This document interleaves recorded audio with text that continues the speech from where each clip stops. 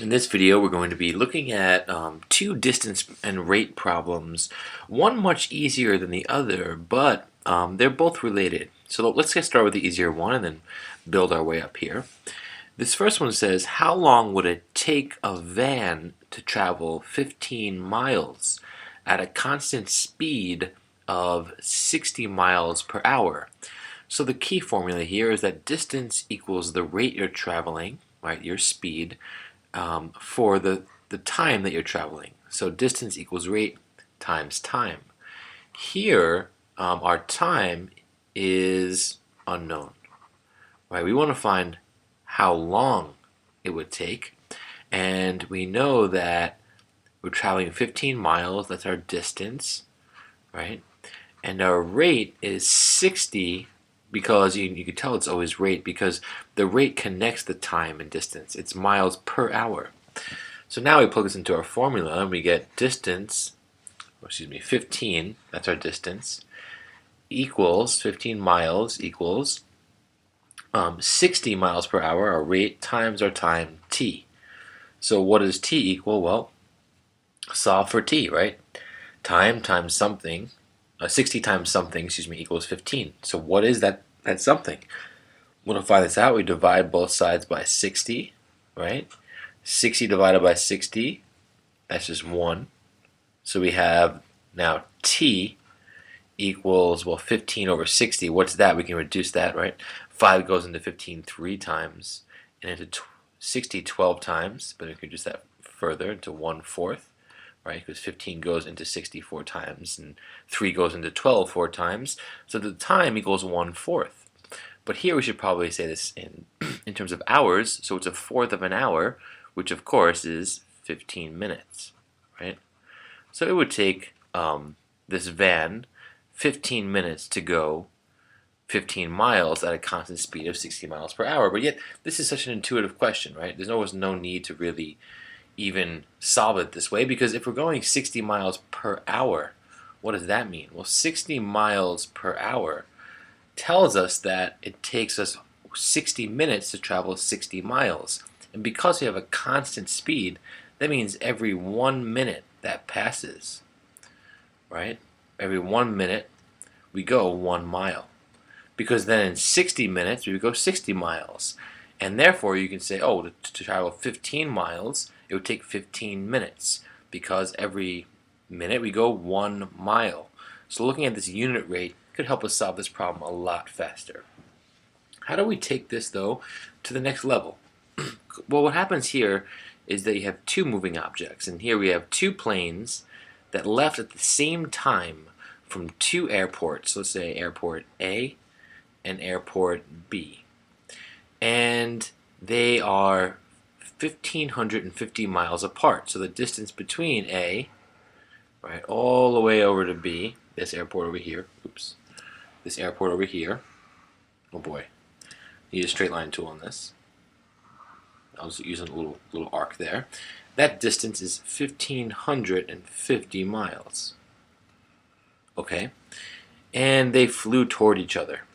One plane flew 330 miles per hour, and the other flew 370 miles per hour. In how many hours were the planes, or will the planes still be 150 miles apart? So what's happening here? Well, it's okay to draw a picture whenever you want. I mean, here I would draw a picture to get a sense of what's happening. We have this plane right here. This plane is going, let's say, 330 miles per hour, right? And it's going this way. And then this plane over here, right? This is the plane that's traveling at 370 miles per hour. So this one's a little bit faster. And they're heading towards each other. We're asking, well, when will the planes be 150 miles apart? Well, let's think about that, because here, if they're flying, right, eventually they'll be about 150 miles apart at some point. Maybe this distance right here is 150 miles. So they still haven't passed each other yet. They're still 150 miles apart. So what does that mean? Well, that means our distance, right, that we traveled, it was a distance of 1,550 miles to begin with, but we've gone all the way down to 150 miles. So how far is that of traveling? Well, altogether, if we started at 1550, right? If we took away all the miles we need to get 150, what would we subtract? Well, what's 1550 minus 150? Well, that equals 1400. That means the planes, no matter how fast they're going, right? In order for them to actually be 150 miles apart, that means they'll have to have already traveled a collective of 1,400 miles, right? Because they started all the way over here at these airports, 1,550 miles apart. Well, by traveling 1,400 miles between the two of them, there'll only be 150 miles left, right? 1,550 minus 150. So that's our distance. And we have two rates here, right? Our rates equal, well, every hour that we go, we're not just going 330 miles. We're not just going 370 miles.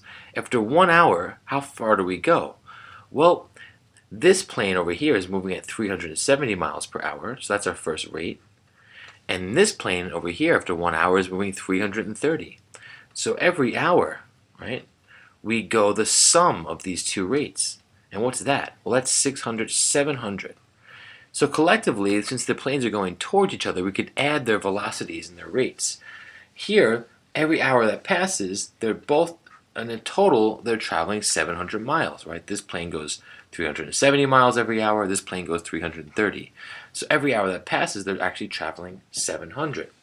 So the question is, in how many hours were the planes still 150 miles apart? So now we just use our formula, right? Distance equals rate times time. It's actually the same formula as up here, and the same missing variable, though it might not seem that way.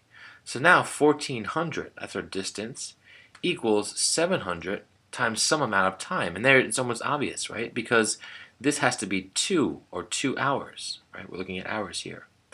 Every hour they travel 700 miles. So to travel a total of 1,400 miles, it would take them 2 hours. And if you're not convinced of that, you can divide both sides here by 700, and you'll see that t, the time, is 2 hours.